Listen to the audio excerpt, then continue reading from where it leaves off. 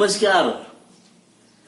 आज कहें कि विज्ञान प्रवाह का तीसरा एपिसोड है और इस तीसरे एपिसोड में हम बात करने जा रहे हैं 3 खास बातों की।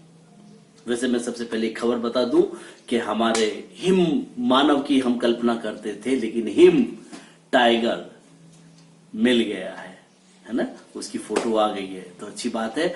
हिम टाइगर की खबर आई है कि हिम टाइगर अभी जिंदा है, यानी कि दिखता है। तो टाइगर अभी जिंदा है। चलिए, वैज्ञानिक समझ और सोच की बात करें तो जैसे हमने प्रोग्राम शुरू किया था कि आर्टिकल 51A में तहत वैज्ञानिक दृष्टिकोण देश के हर नागरिक में होनी चाहिए और शिक्षा में विज्ञान और गणित के शिक्षकों का ही नहीं, बाकी सभी विषयों के अध्यापकों का भी ये एक जिम्मेदारी है कि वैज्ञानिक दृष्टिकोण बच्चों में विकसित हो। हम अपने पढ़ाने के अंदाज को भी, तरीके को भी एक दूसरे के साथ शेयर करें ताकि हम प्रभावशाली ढंग से पढ़ा सकें। तो पहले शुरुआत करते हैं एक मजेदार खेल से, जिस खेल के माध्यम से विज्ञान को समझाने का तरीका निकाला है। हम लोग टीवी पर देखते हैं कौन बनेगा करोड़पति। बिल्कुल ऐसा ही एक प्रयोग कमालपुर उच्च प्राथमिक विद्यालय हापुड़ जिले के तरफ से आया है। तो भावना शर्मा ने इस तरह के रोज कुछ न कुछ मजेदार प्रयोग करते रहती हैं। तो भावना शर्मा के इस प्रयोग को देखते हैं कि कैसा है। कौन बनेगा टॉफी विजेता। आज हम खेल रहे हैं कौन बनेगा इन टॉफियों का विजेता। तो आइए देखते हैं। आज हमारी सीट पर बैठे हैं, ये हॉट सीट पर बैठे हैं साहिल। और अब हम शुरुआत करते हैं अपने क्वेश्चनों की। तो पहला क्वेश्चन साहिल के लिए आता है। साहिल, ये बताओ, अगर मेरे पास में कितनी टॉफियां हैं, पहले ये बताओ आप।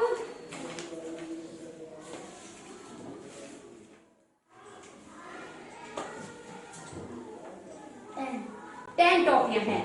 अगर मैं इन 10 टॉफियों में से 3 टॉफी हिना को देती हूँ तो बताओ मेरे पास कितनी टॉफियां बच गई।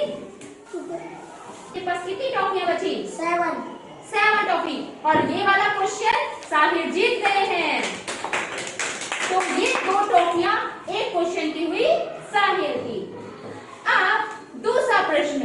अच्छा बताइए, अगर मेरे पास इस समय ये 5 टॉफियां हैं, 5 टॉफीज हैं, और मेरे पास जो पहले टॉफियां थी उनमें से 6 टॉफी मैंने नोमान को दे दी, तो बताइए कुल कितनी टॉफियां मेरे पास थी? 11 टॉफियां। तो एक बार जोरदार तालियां बजाते हैं। और इस प्रश्न के विजेता भी साहिल हुए, तो 2 टॉफियां साहिल को और मिलती हैं। तो बताइए साहिल, अगला प्रश्न आपके सामने आता है। हमारे देश का नाम क्या है? भारत। बहुत सही जवाब। और ये 2 टॉफियां भी मिलती हैं साहिल को। अगला प्रश्न, तो बताइए हम कौन से प्रदेश में रहते हैं? उत्तर प्रदेश में। सही जवाब। और ये 2 टॉफियां और आपको मिलती हैं। अब आपके सामने आ रहा है अगला प्रश्न। बताइए हमारे देश के प्रधानमंत्री का क्या नाम है? जोर से बताइए। श्री नरेंद्र मोदी जी। श्री नरेंद्र मोदी जी। सही जवाब। 2 टॉफियां और दे दो साहिल को जी। ओके, ये 2 टॉफियां भी साहिल। अगला प्रश्न आपके सामने, और हॉट सीट पर बैठे हैं हमारे सामने साहिल, जो अब तक 10 टॉफीज विन कर चुके हैं। तो अगली ट्रॉफी जीतने के लिए इनके पास अगला प्रश्न आता है। बताइए उत्तर प्रदेश के मुख्यमंत्री का क्या नाम है? श्री आदित्यनाथ। सही जवाब। तो ये 2 टॉफियां फिर से साहिल के पास। और जब तक साहिल हमारे प्रश्नों का सही जवाब देता रहेगा उसको टॉफियां मिलती रहेंगी। तो अगला प्रश्न आपके सामने आता है। अगर ये बताइए, what is your name? My name is Sahil. My father name is Sharya. My mother name is Usha. Very good. How old are you? आप कितने साल के हैं? जी 7. इंग्लिश में बता दीजिए इसको ट्रांसलेट करके।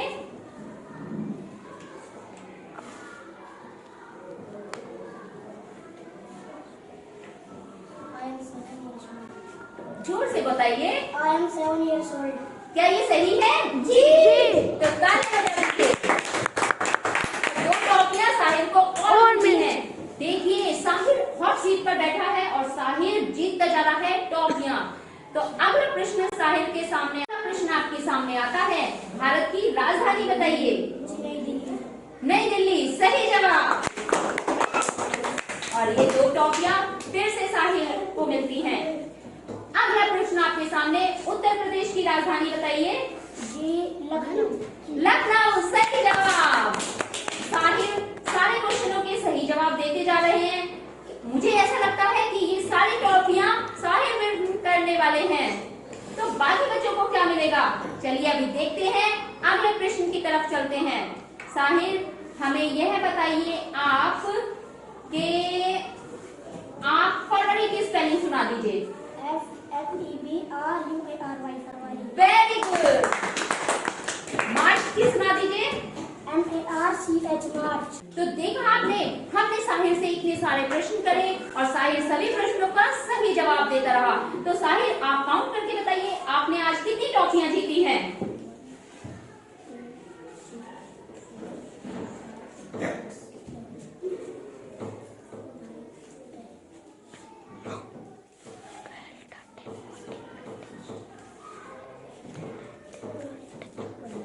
G20। तालियां बजा दीजिए। टॉफियां। और साहिल कक्षा 2 में पढ़ रहा है। जी। तो देखा आपने, साहिल ने अब तक 20 टॉफियां विन की हैं। अब हम देखते हैं कि हमारे इस हॉट सीट पर नेक्स्ट टर्न में कौन बच्चा आएगा। तब तक के लिए थैंक यू।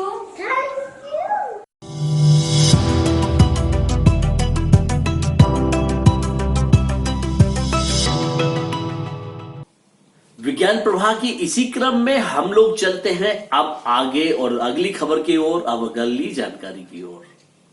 ऊर्जा संरक्षण की बात करते हैं या इंटरनेट पर हम लोग जो कुछ भी आ रहा है उसकी बात करते हैं। इंटरनेट पे होने वाली ऊर्जा की खपत की बात करते हैं। इसी खपत को समझाने के लिए राजकीय हाई स्कूल पावली खास मेरठ की अध्यापिका है प्रीति, और प्रीति की बालिका यानी कि उनकी उन्हीं स्टूडेंटों में से एक स्टूडेंट बता रही है ऊर्जा का संरक्षण इंटरनेट के माध्यम से कैसे किया जा सकता है। इंटरनेट में होने वाली ज्यादा ऊर्जा की खपत को हम कैसे कंट्रोल कर सकते हैं। तो चलते हैं उस ऊर्जा की खपत को जानने। नमस्कार, मैं अनुराधा क्लास 10 से। आज हम बात करेंगे ऊर्जा संरक्षण पर नई दिशा में। जैसे हम सभी जानते हैं कि इंटरनेट के बिना अब जीवन की संभावना सरल नहीं रह गई है।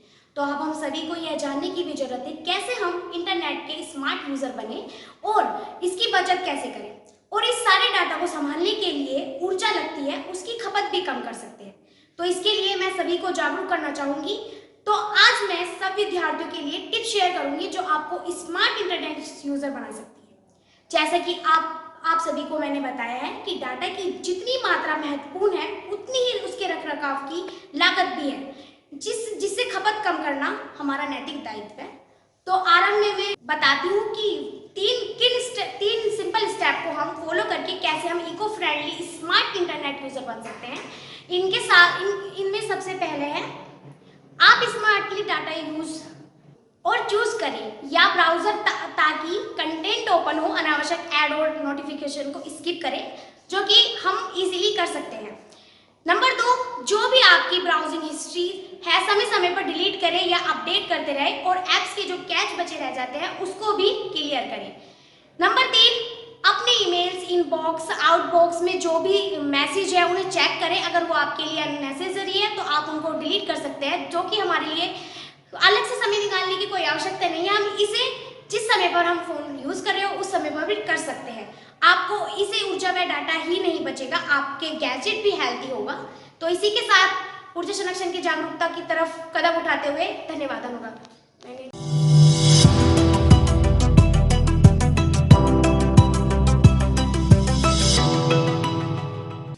जब हम प्रकाश की बात करें तो प्रकाश का चाहे वो परावर्तन हो चाहे अपवर्तन हो, और प्रकाश की किरणें सीधी रेखा में चलती हैं, ऐसा हमें बचपन में पढ़ाया जाता है।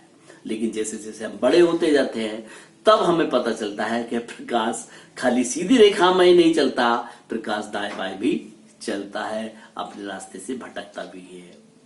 इसी क्रम में प्रकाश के परावर्तन और प्रकाश के आपतन कोण और परावर्तन कोणों को समझाने और समझने के लिए मजेदार प्रयोग तैयार किए दोराला के एक उच्च प्राथमिक विद्यालय की विनीता सिवास ने। विनीता सिवास एक विज्ञान की शिक्षिका हैं जो बच्चों के अंदर विज्ञान की समझ को कूट कूट कर भर देना चाहती हैं और हमारी जिम्मेदारी का एक एहसास भी कराती हैं।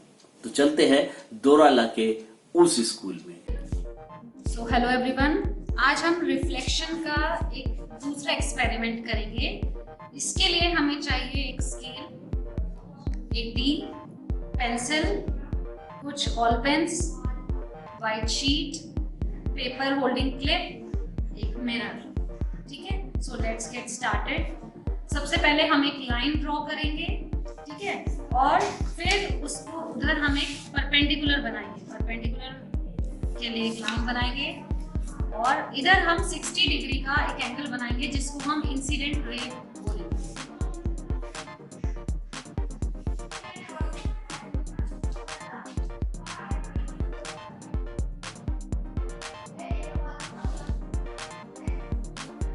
यहाँ पर हम 30 का मार्क करेंगे तो ये एंगल जो है ये हमारा 60 डिग्री बन जाएगा। ठीक है,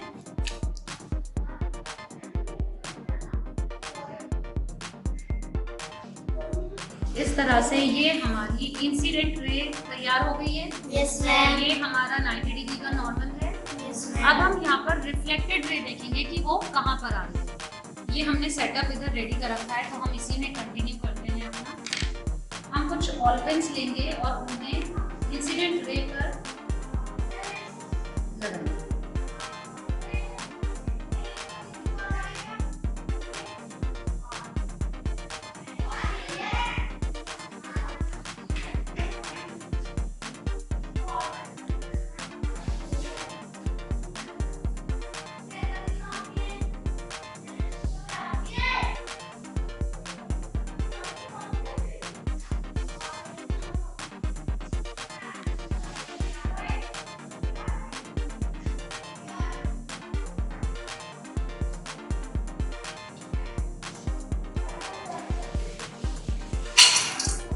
ये हमारी इंसिडेंट रे है।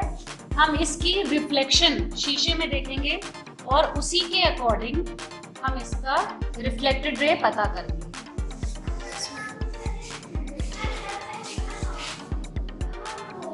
यहाँ पर आपको दिख रही है, ये एक स्ट्रेट लाइन में आती हुई दिख रही है। Yes ma'am.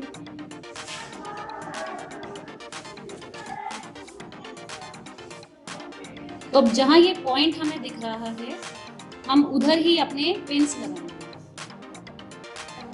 तो यहाँ से हम देख सकते हैं कि ये जो पिन्स हैं हमारे, हमने मिरर में इनका रिफ्लेक्शन देखकर इन्हें अपनी तरफ से बिल्कुल स्ट्रेट लगाने की कोशिश की है। Yes ma'am. अब हम क्या करेंगे, अब हम इन पिन्स को एक एक करके निकाल देंगे।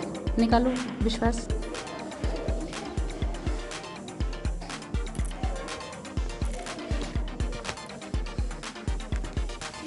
मिरर भी हटा लेंगे हम।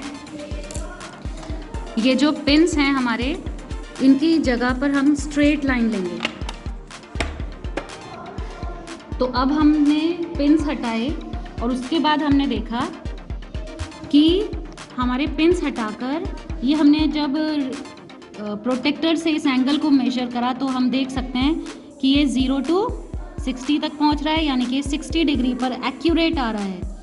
तो हमारा एंगल ऑफ रिफ्लेक्शन क्या आया, कितना आया, 60 डिग्री। और एंगल ऑफ इंसिडेंस क्या था हमारा, 90। एंगल ऑफ इंसिडेंस कितना था, 60 डिग्री। तो इससे हमारा रिफ्लेक्शन का सेकंड लॉ प्रूव होता है, angle of incidence is equal to angle of reflection. दोनों की वैल्यू कितनी आ रही है, 60 डिग्री। तो देखा आपने विज्ञान प्रवाह का तीसरा अंक कैसा लगा, इसकी प्रतिक्रिया भी आप नीचे जरूर लिख दिया करें ताकि जो कमियां हैं उनको सुधारा जा सके। दोस्तों कमियां हर चीज में रहती है, उसको अपडेट करना जरूरी है लगातार, लेकिन आप करोगे तभी कमी आएंगी और तभी उसका सुधार होगा। आप करोगे नहीं तो ना कमियां आएंगी ना उनका पता चलेगा। तो देखते रहिए विज्ञान प्रवाह को, और हम सबके साथ में मिलकर, अगर आप एक शिक्षक हैं और किसी भी देश के किसी भी हिस्से के रहने वाले हैं तो आप उसका हिस्सा बन सकते हैं विज्ञान प्रवाह का, और आप भी अपनी गतिविधियों को इसमें शामिल करा सकते हैं। तो आज की इस एपिसोड के साथ ही तीसरा एपिसोड, कल फिर हम बात करेंगे नेक्स्ट एपिसोड में नई चीजों के साथ में। तब तक के लिए नमस्कार।